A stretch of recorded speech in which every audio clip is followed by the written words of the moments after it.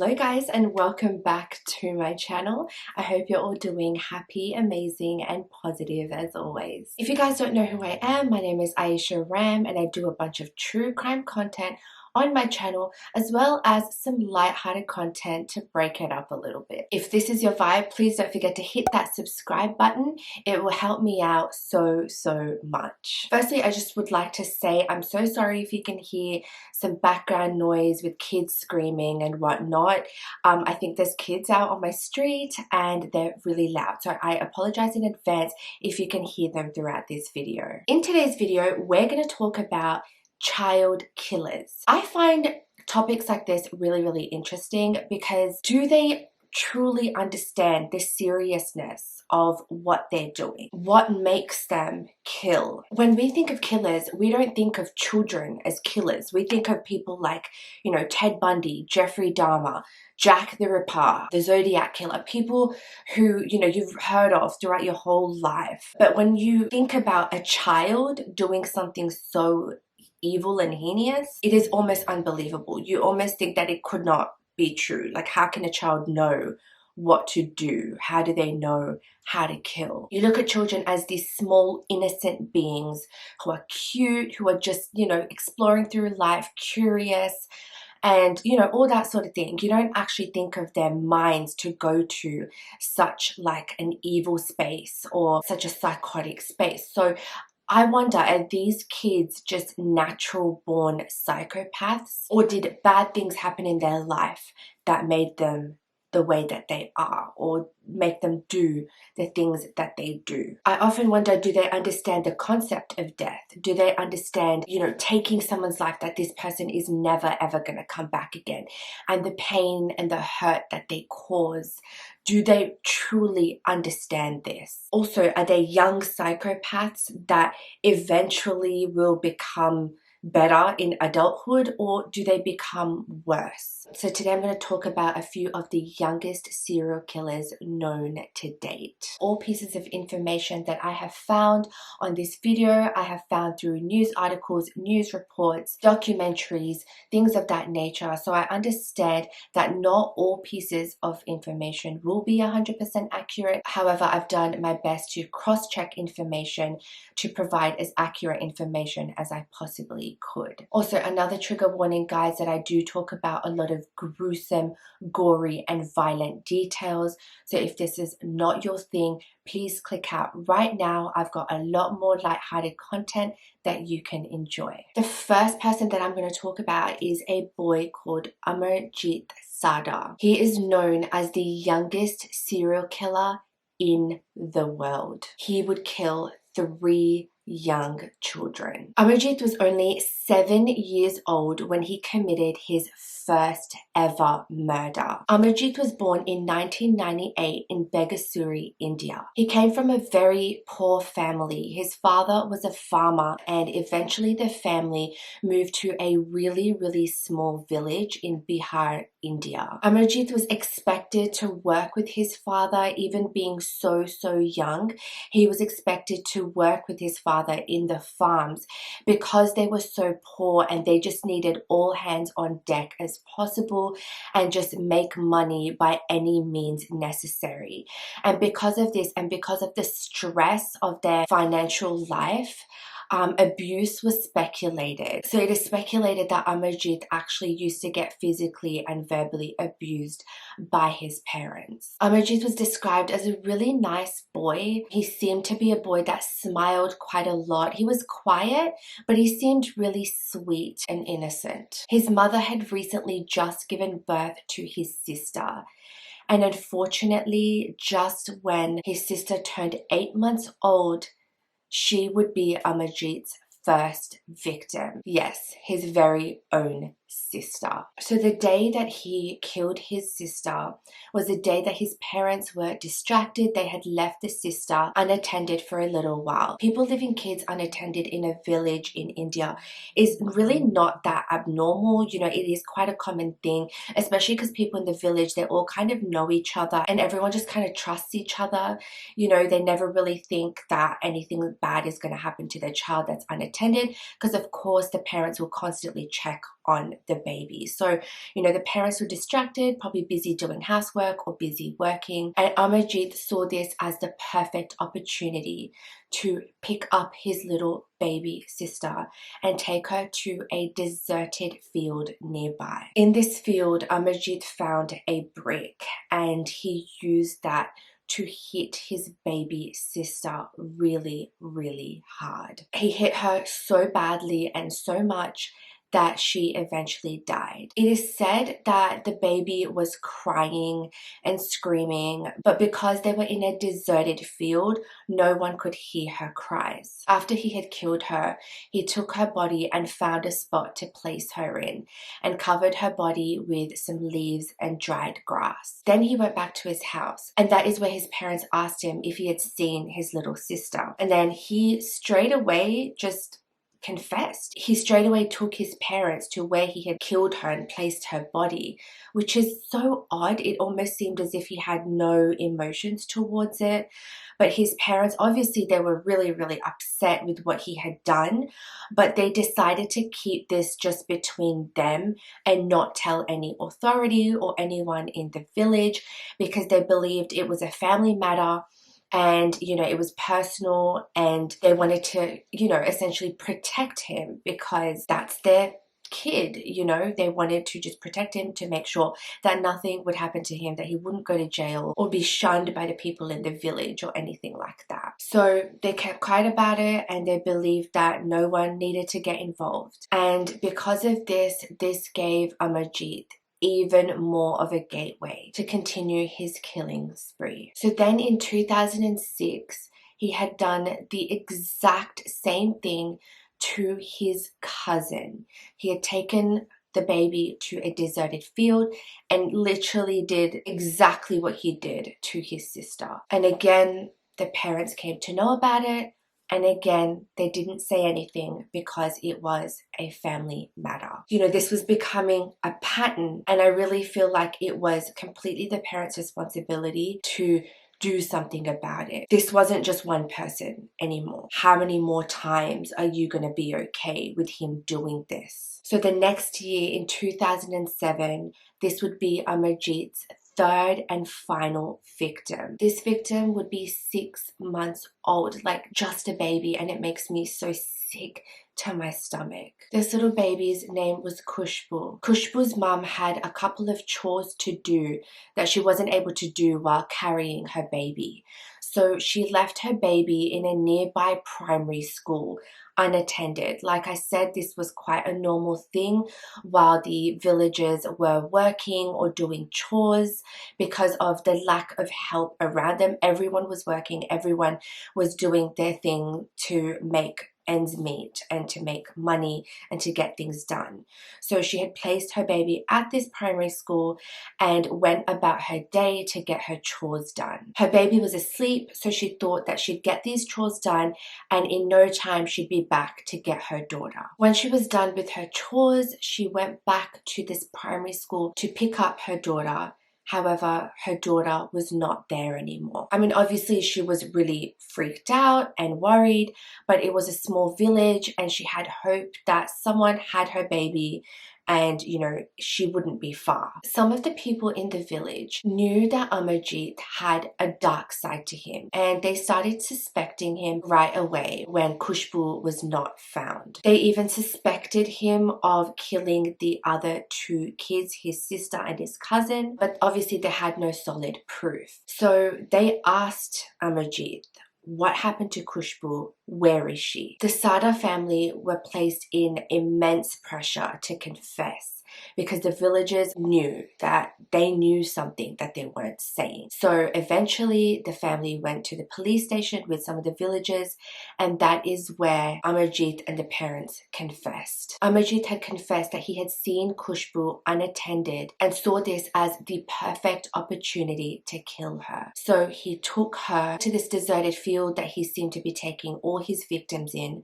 strangled her, hit her with bricks, and placed her in a shallow grave. However, at first, the police were like, there's no way you could have done this. There's no way you could have strangled a baby and hit her so viciously with bricks The police just did not buy it. However, Amarjeet took the police to Khushbu's grave, and that is when they were obviously so shocked, and that is when they believed what Amarjeet had confessed. They absolutely could not believe that a young boy could have done something like this. They took Amarjeet into questioning, and it surprised and it actually really freaked out the police officers at how unemotional he was, at how easily he was confessing to all these crimes.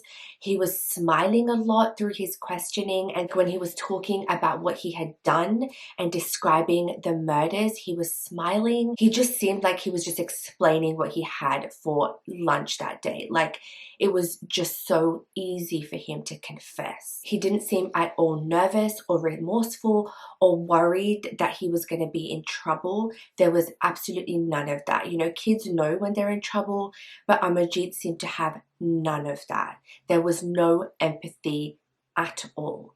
And at one point, while he was being questioned, he even asked some of the police officers to bring him a biscuit. Because of the way Amarjeet was behaving throughout his questioning, this indicated to the police that he needed a psychiatric examination, and it concluded that he did have a psychiatric disorder. The psychiatrist claimed that he was a sadistic boy who enjoyed inflicting pain and murdering, and he would pick young victims because he knew that they were vulnerable and they couldn't fight back. This boy was pretty much a psychopath. Like, he was naturally a psychopath. He knew young equals vulnerability, vulnerability equals no fighting back and easily murdering. So at this point now, when it was time to sentence Amarjeet, he was 10 years old, and under Indian law, you cannot place a child in jail. So children who commit crimes, they are to be placed in children's homes until they are at the age of 18. So that is exactly what happened to Amarjeet.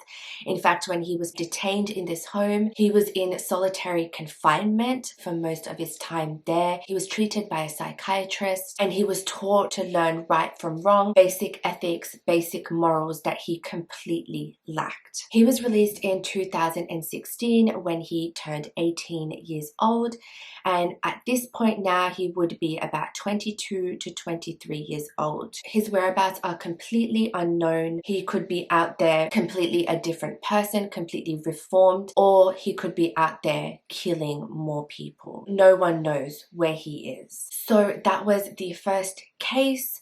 So intense, so creepy, it like sends shivers down my spine. How can a little boy do these things? It is just so unbelievable, and to be just so unemotional and lack of empathy is actually really, really scary. So the next child killer I'm going to be talking about is Eric Smith. You might have heard of this boy.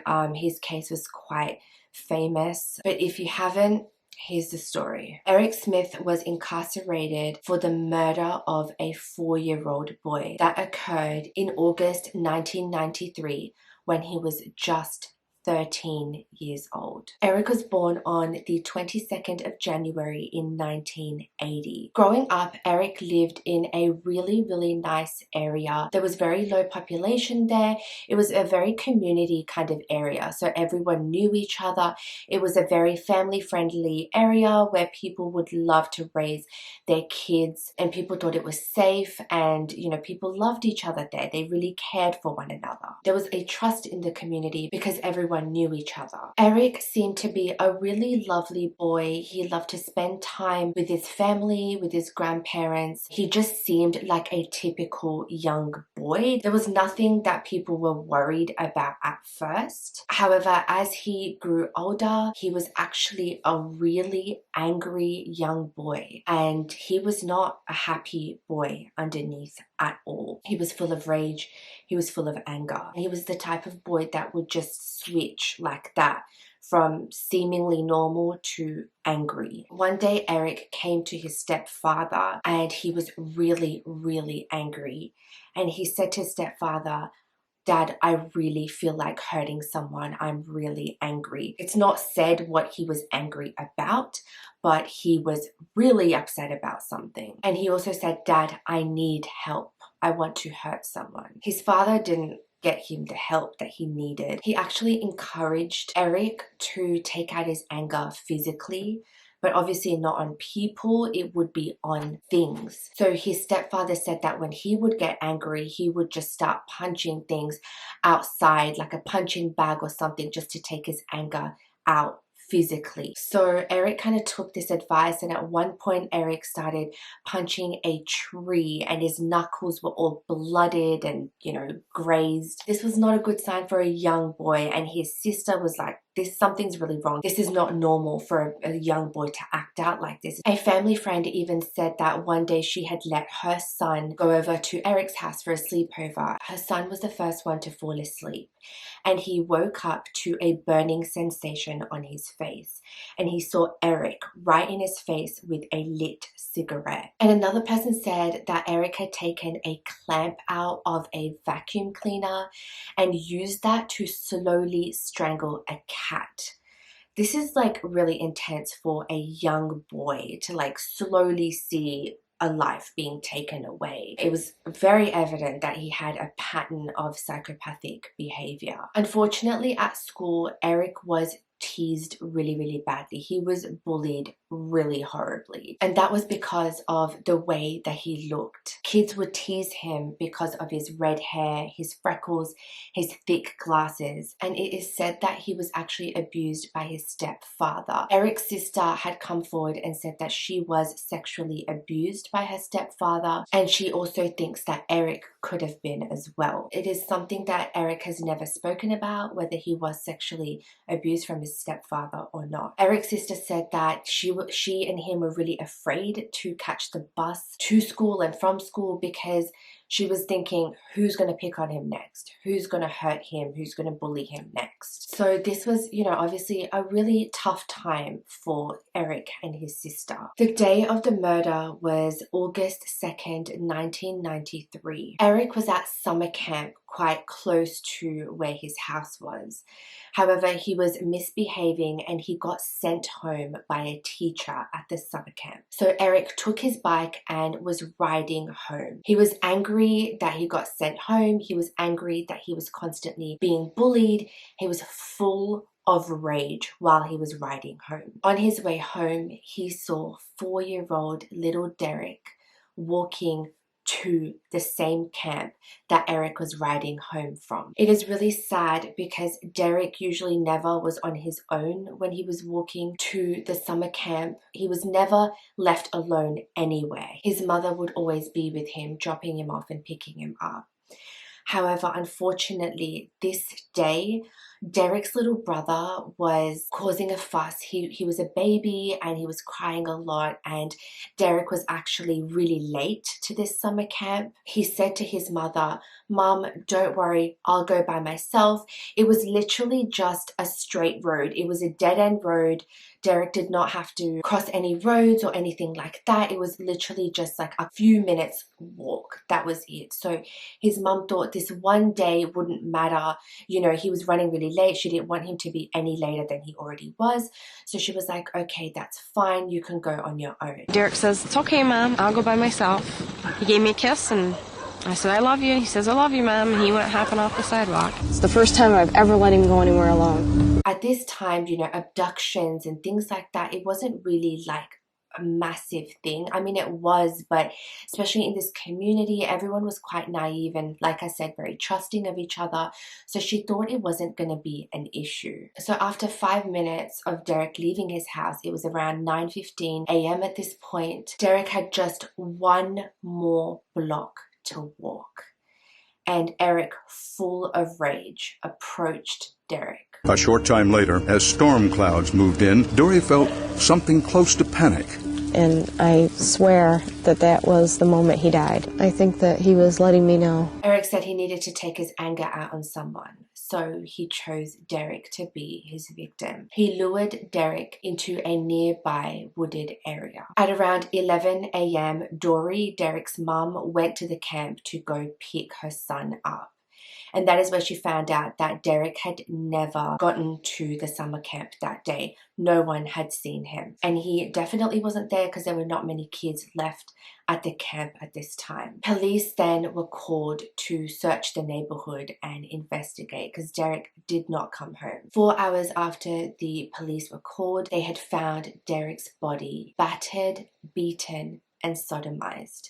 And this was a wooded location so close to the camp. At this point, there were no suspects, but the police and everyone else believed that this would have been an adult. They wouldn't have ever thought that it was a child that could have done this. They assumed that a stranger approached him and did this to him, like an adult stranger. A few days later, oddly, Eric went to the police station to offer his help in the investigation. This is John Hipsch. He and other investigators repeatedly talked with Eric Smith and had no idea the killer was sitting right in front of them. I mean, he's looking right at me. He's kind of hunched over a little bit, and he's very, very upbeat, very happy. He likes the fact that he's being talked to. At first, Eric said that he had not seen Derek at all. And then later on, he actually said that he did see Derek walking on this footpath. Police were really shocked to hear this. Eric even described what Derek was wearing and the lunchbox that he was holding in his hand. So the police said to Eric, "Can you take us to the place where you saw Derek?" And they took him. They kind of reenacted the scene. Derek was like riding his bike, but his story didn't really seem to be adding up. Like where he was saying that he saw Derek, it would have been impossible to see him from that way. During the reenactment, Eric was so calm, just seemed so normal. But when he started to explain where he had seen Derek, he started to get a little emotional and his voice started cracking. Things got even weirder when he was starting to ask his family members, how does DNA work? How do they catch criminals? What happens if a kid killed Derek? And these questions were really, really weird. You know, his family started to get kind of suspicious. And they knew that Eric knew something. In no way did we feel that he had done it. We felt that he knew something. Maybe somebody had threatened him. That's why he wouldn't tell. A neighbor was also really concerned about Eric's questions that he was asking her about criminals and how they catch people and that kind of thing. And beside Derek's body, when it was found, there was a smashed banana. And this neighbor said she suspected that whoever did this didn't like bananas. And one day, this neighbor had Eric and some other boys over her house. And she decided to conduct a test and go buy some bananas from the shop. And she bought some nuts and some syrup to give to the boys as dessert. So when she got back from the shop, she offered these desserts to these kids. It was banana or some nuts and syrup. Eric said no to the banana and that he didn't like bananas. So instantly she was like, oh my God, I'm scared. And she had a very eerie feeling about Eric. At the police station, during more discussions with Eric about Derek's murder, Eric had asked for a break. And in this break, Eric's father brought him a glass of red Kool-Aid.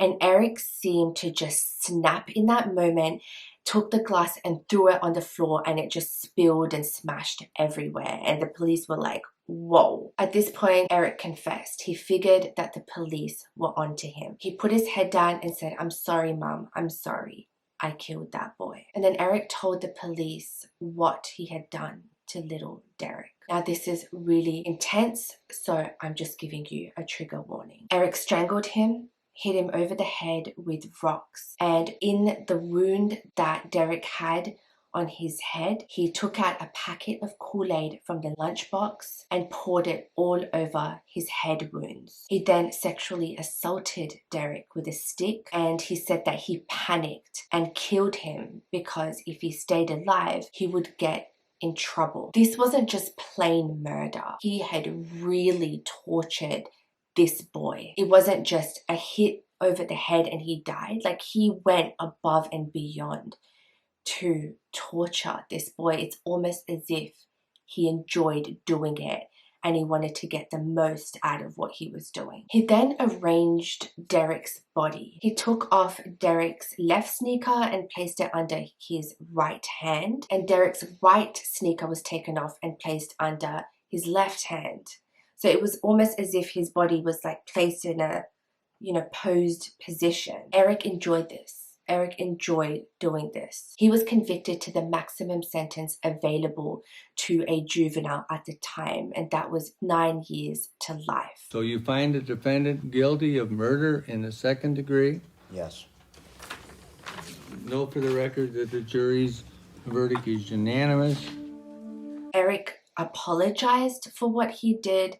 He apologizes for taking Derek's life. He had so much life to live. He actually said this. He said that he will never have a sweet 16 or his birthdays. And Eric seems to be remorseful now, but who knows if that's just because he wants to get out of jail. It is said that he was so angry about being bullied for the way that he looked, that he just wanted to hurt people. He was just angry for not being treated right and not getting the help that he needed to get out of this, to help with his anger. And eventually that led him to doing the worst possible thing, and that is taking someone's life. Eric is now 41 years old and still in prison, and he has been denied parole 10 times. It is unclear whether he will ever be granted parole. Now, I want to know what you guys think about this. Do you think that he's changed, now that he's 41? He says that he regrets doing it even till this day. He's sorry. Do you think that it's safe to have this boy out? Do you think it will trigger him killing someone else? Do you think that it will give him that ability to kill someone else? Let me know what you guys think, whether he should be out on parole and live his life or spend the rest of his life in jail. So that was the second case, and the third case that I'm going to be talking about is Alyssa Bustamante. I really don't know if I'm pronouncing her name wrong, so I apologize if I am. Alyssa Bustamante was a 15-year-old girl. She was known to be a sweet girl, an amazing girl, quote. However, on the internet was a much darker and sinister persona. She was raised by her grandparents from the year 2002 to 2009. Alyssa was actually a result of a teenage pregnancy. She was raised by her grandparents because her mum was in jail for drug charges and her father was also in jail for assault charges. Her grandparents were actually such beautiful people and they took legal custody of her. And to be raised in a really good and better environment, they decided to take Alyssa to a more rural area. They thought it would be good for her. It would be good to be raised away from her parents and away from the city that they were in jail and not see her parents. So they bought a ranch-style property in Missouri. Alyssa was actually a great student. She was a A-B student. She was quite smart. Her grandparents were doing a really good job of raising her in this area. She even attended church regularly. She was partaking in youth programs. She enjoyed going to church. She enjoyed mingling with the other kids. They would just be normal kids, joking around. Her friends absolutely loved her. They would write poems together and just do fun things together. Alyssa was quite a fun person to be around. However, some kids were a little weary of her because of her fascination around death. They thought it was kind of weird and strange and dark, so they kind of stayed clear of her a little bit. But it wasn't enough for people to be like, okay, this person is really strange, I'm going to stay away from her. Some people thought that, but the majority of people really liked her. However, as she grew older, she started to become really, really depressed. In 2007, she actually attempted to take her life. So after this, she was placed in 10 days of psychiatric care and she was given some antidepressants to take. She had cuts on her wrist and people noticed these scars on her wrist. However, she seemed to be doing better. She was really on top of taking her medication. Her friends said that when they would hang out, she would stop and be like, oh wait, I need to go upstairs and take my antidepressants. Like, she was really, really on top of it. Online, like I said, was a much darker person. She was really different online to what people around her saw. She wrote on one of her social media platforms that bad decisions make great stories. So there was a bit of a rebellious streak about her. And on her MySpace account, back when MySpace was huge, and on her YouTube, she listed her hobbies to be killing people and cutting. But people thought that she was just joking, like she was just this weird, dark person online. On her Twitter account, one of her tweets were, "All I want in this life is to find a reason for all this pain." And that's really sad. It is really sad for a teenager to have so much pain inside them. She then started posting videos, and they were really odd and like dark, rebellious videos. One of her videos was she was trying to get her two brothers to touch an electric fence. Oh my god, I can't do it. Grab it! God, that hurt! And she actually posted this video online. It's not like she was worried about her brothers being hurt from this electric fence. On the 21st of October 2009, one of the hobbies that Alyssa had listed would actually be deemed to be true. And what was presumed as a joke was no longer a joke. Alyssa had a neighbor who lived 4 doors down. She was a 9-year-old girl called Elizabeth Olsen. That night, Elizabeth begged her mum to let her go to Alyssa's house to play. So Elizabeth's mum said, yes, you can go for 1 hour. So Elizabeth went at 5 p.m. and it was expected to be home around 6 o'clock. 6 o'clock rolled around and Elizabeth did not come home. Her mum had a feeling that something was wrong. Straight away, it was kind of like mother's instinct kicked in. Looking for Elizabeth, the police came to Alyssa's house to question her, because obviously that is where Elizabeth said that she was at. So the police wanted to question Alyssa to see whether she knew where Elizabeth was. So while the police were searching her house and searching around her property, they seized a couple of things, and this included her diary. And they also noticed a shallow hole near her property. So when the police asked why this hole was there, she replied with, "I just like to dig." Which is so odd. Like, why would you want to just randomly dig holes in your property? It just didn't really make sense. They looked further around the property and they found another shallow hole. There were some leaves in this hole, and the police went to search further to see what that was. So they removed the leaves, and that is where they uncovered Elizabeth Olsen's body. The police arrested her and charged her with first-degree murder. Everyone was shocked. It was so evil and just so unbelievable. You know, she seemed so normal to so many people. She was a church girl, good at school.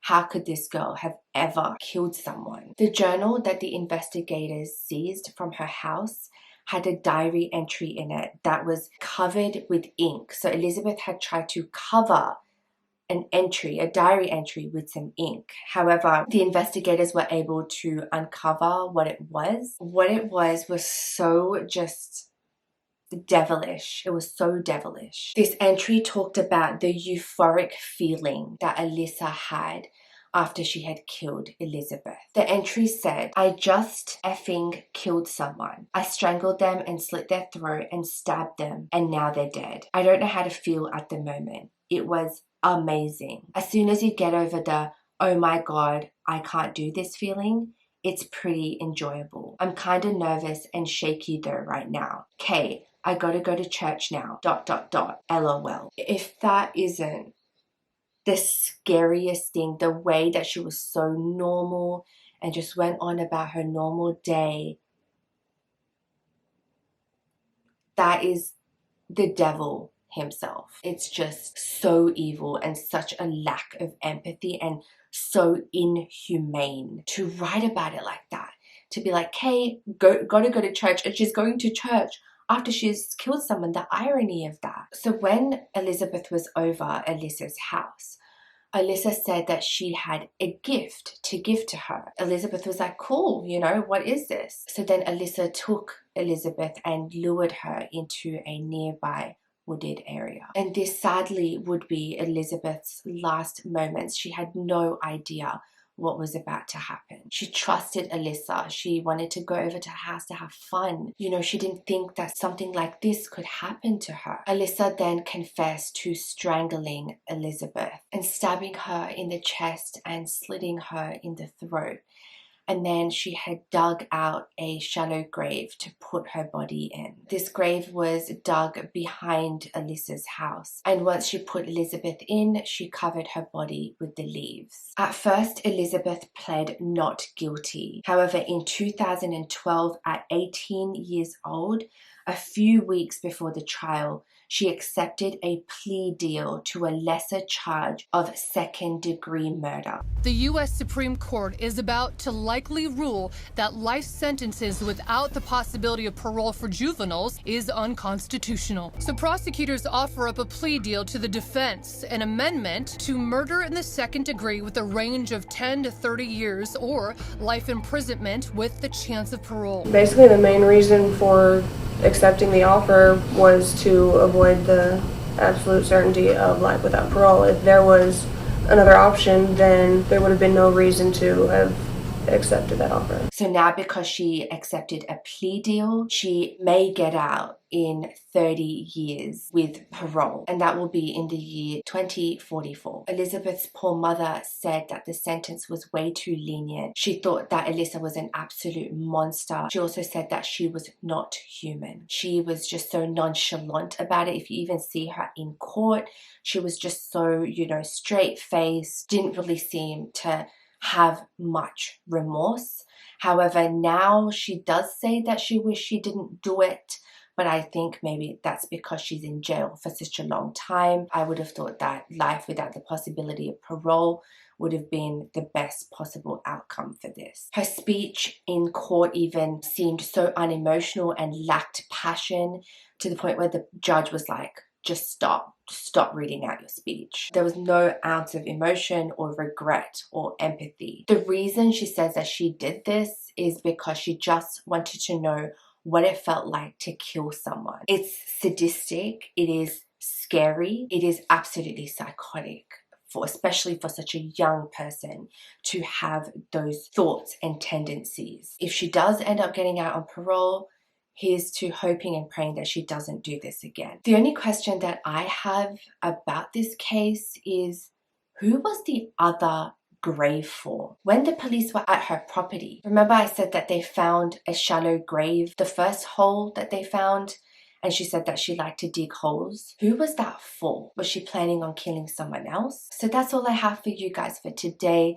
So eerie, so creepy. Like, I literally feel like I won't be able to sleep tonight. I love kids, and to think that kids can be capable of these kinds of things is so scary, because you never think that kids are able to do something like this, A pattern of this is that kids don't obviously kill adults. These kids kill people who are vulnerable, who are not able to fight back. And, that brings me to the thought of, like, they just know what they're doing. They know that these kids are vulnerable, and they believe that it's so easy to lure them into such like a remote area. If you see a pattern with these three cases, is all three of these kids took their victims to remote areas. So I guess they do know what they're doing. They know not to want to get caught. It's like they naturally have this like psychopathic behavior or abilities. Anyway, thank you so much for watching, guys. Please let me know if you want more of these kinds of videos. I'll be more than happy to do them for you guys. Also, please leave any case suggestions that you want me to do down below. Please don't forget to subscribe, like I said, like and comment on this video. Please stay happy, please stay amazing, please stay positive, and I will catch you guys next time. Bye.